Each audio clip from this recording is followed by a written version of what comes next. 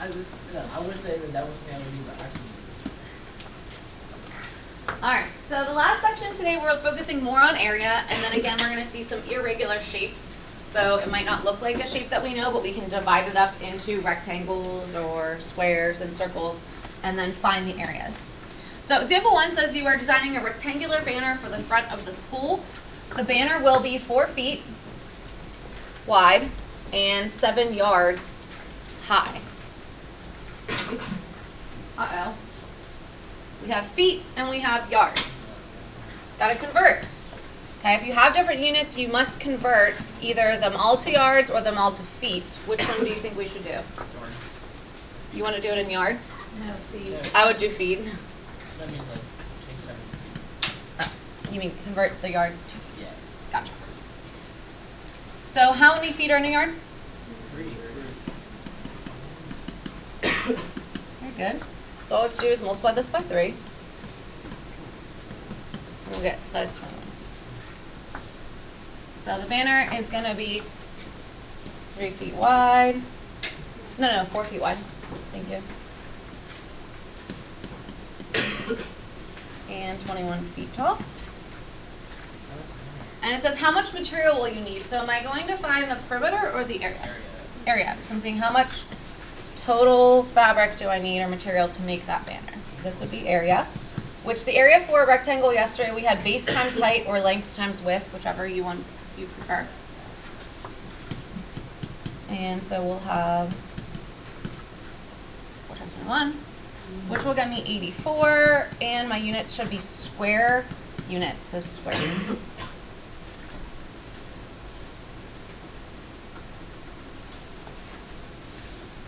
So you guys can try the next one. It says a circle has a diameter of 10 inches. Find the area in terms of pi, and then can also round it to the nearest tenth. So you'll have 2 answers for this one.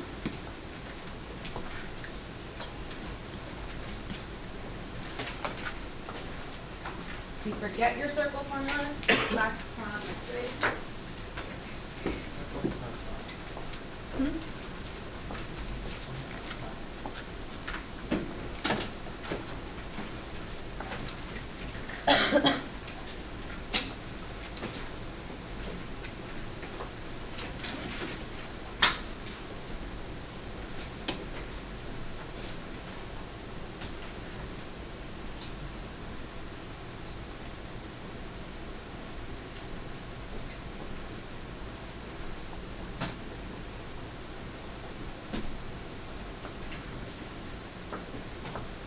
Alright, so what is the formula for area? Is it, I can't remember, is it 2 pi r or is it pi r squared? I can't remember. Squared. It's squared, area square units. So the area of a circle formula is pi r squared. I saw a couple of you using pi d or 2 pi r. You don't want to do that on your test, for obvious reasons. Now, what is the radius? 5. Don't plug in 10, that's the diameter. Radius is 5. So we square that. The area is 25 pi. Units, inches squared. And then if we assess that by rounding in our calculator with the pi key, what do we get to the nearest 10? 78.5. Again, square inches. Okay, you want to make sure you start memorizing the formulas if you haven't already. Okay, we have a couple postulates. Remember our other postulates while we're thinking back for our chapter 1 test? We had like through any 2 points, there is exactly 1 line. If 2 lines intersect, they intersect at exactly 1 point. Okay, so remember all those postulates, those accepted statements of facts. We have a couple more. The first one is kind of common sense, but if 2 figures are congruent, then their areas are equal. So if 2 objects with the same shape and size, their areas have to be the same. I feel like that's kind of common sense, but regardless, it's postulate. Postulate 1-10 says that the area of a region is the sum of the areas of its non-overlapping parts. Okay, so again, if you had some kind of weird shape like a rectangle with, which we haven't done triangles yet, but with a triangle on top, a little house perhaps, you could add the rectangle and the triangle together and get the area of the total region. Okay? So here's our first irregular shape. They ask us what is the area figure to the right. Now, before we start, look at some markings. So do we see all these markings? One marking. So those are all congruent, and they do tell us that this is 2. So go ahead and copy the 2 on all the other pieces. We also notice that this side is labeled as 6 centimeters, which means since markings, this is also 6 centimeters. And there are lots of ways for you to do this problem. Some people will take and insert little segments to divide these up into rectangles this way. Some people will do it this way. Some people will do it both and make a whole bunch of squares. Some people will also add on to it and then subtract. I don't care how you do it, as long as you do it right. Okay, the way I chose to do it when I did it was I did break it up by going this direction and going this direction. And once I did that, I have 6 squares. Now, I can prove it. If this whole thing is 6, we divide by 3, you'll find out that each of these is 2, and that each of those is 2. So you can verify that they are squares because they have a 2 by 2. So I found the area of just one of the squares, which would be 2 times 2, which is 4. And then I said I have 1, 2, 3, 4, 5, 6 of them. So I multiplied by 6 and got 24. So it would be B. But again, some students will not do it that way. They'll break it up into a rectangle, and a square. And they'll find the area of the rectangle, area of the rectangle, area of the square. However you see visually to do it, it's up to you. All right, now on the back, we're going to start seeing white spaces, which means it's essentially like you took scissors and you cut this piece out of the area. So if we're taking it away, we're subtracting it, right? So we'll be subtracting that region. Now, this original shape is not a shape we know. It's a combination of 2 shapes. Again, depending on how you look at this picture, you may split this up here, or you may split it up here. It doesn't matter how you do it, but you do want to break it into 2 shapes that we know. So I'm going to break it into that rectangle and this rectangle. Now be careful when you do this. The 10 was talking about the whole thing. So we have to figure out how long this part is. Of my blue. Parker? 7. If this is 7, a rectangle has to have congruent sides. Well, that's 7. What about this? Evan? 3. 10 minus 7 gets me 3. So now you have the dimensions of each of the rectangles. We have a 5 centimeter by 2 centimeter, and then we also have a 7 centimeter by 3 centimeters. So if this were all shaded, we would just find the area of each one and add them together. Oops, this is a 3.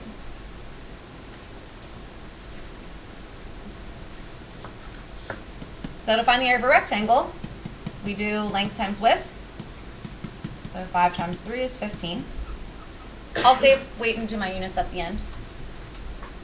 Over here, same thing, rectangle.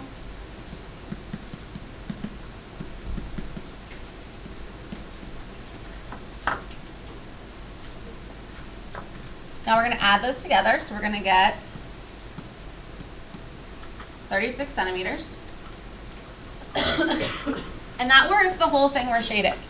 So at the very end, I need to subtract the area of that square, which the square was a 2 by 2. So the area would be 4.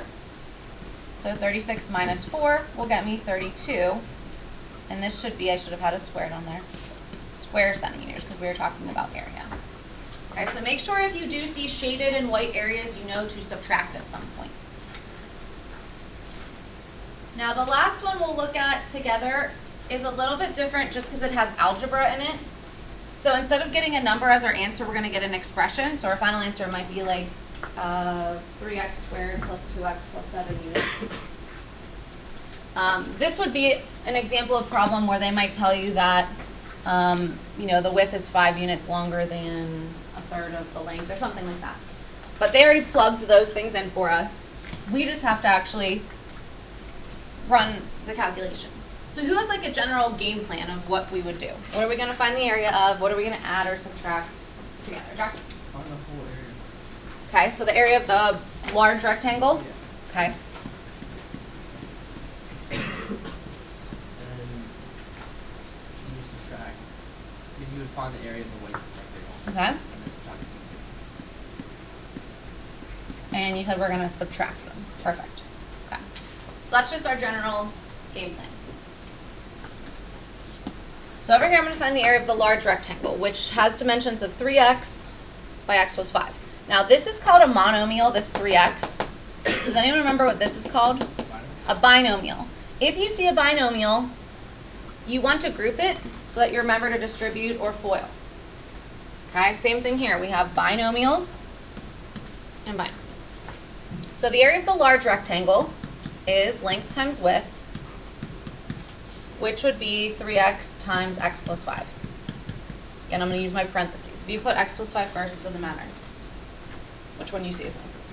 Now, when I distribute, what do I get? 3x squared plus 15x. Good? Now, the smaller rectangle, same formula, length times width. But this time we have two binomials. Instead of a monomial and a binomial, we're going to have a binomial and a binomial. How do we multiply two binomials? We FOIL them. FOIL is just the acronym for how you distribute. It's repetitive distribution property. So x times x is the first, times the first, which is x squared. O stands for the outers. So x times 3 is plus 3x. 2 times x is plus 2x. And 2 times 3 is 6. Combine our like terms. 3x plus 2x is 5x. Remember that from Algebra 1? Alright, now we have to subtract them. So I'm subtracting, this is a binomial, I'm subtracting a trinomial. So I'm going to take the area of the large one minus the area of the small one. So here's my large one. So do all those always turn to negatives? Yes. So we have to subtract this whole thing. I would suggest putting parentheses around the trinomial, because you are subtracting each of them. You're subtracting an x squared, you're subtracting 5x, and you're subtracting 6. So we would distribute that negative then to get 3x squared plus 15x. That doesn't change, but these will all change sign. Lastly, we combine our like terms. You may want to put a 1 in front of the x squared. So we have 3x squared minus 1x squared, which is 2x squared. 15x minus 5x, which is positive 10x, and minus 6. And then for units, since there aren't any, we would just write units squared. I didn't tell if it was centimeters or feet. Okay, I want you guys to take a look at the closure question. I want you to see if we can figure it out while I'm passing out a couple things. And I'll leave. Actually, let me record this. So you need to find the area of the square first, and then you're going to subtract out the area of the circle. Okay? Now, right now the square has no dimensions, right? But if we know the radius is 8, we know the other radius is 8, which makes the diameter 16. And the diameter, if you notice, is the same length as the square. Now, some students are like, how do we know this is 16 too? A radius can go in any direction. So you could create another diameter, which would then verify that this is indeed a square, since it wasn't marked. Okay, so the area for a square is s squared, which would be 16 squared, which is our 256. And then our area of the circle, again, is pi r squared, which will get me my 64 pi. And then we typed that in the calculator, and we found that we got 201.1 And then at the end, we subtract those, and we get 54.9 square inches. I feel like this question comes up somewhere else. I don't know if it's on the study guide.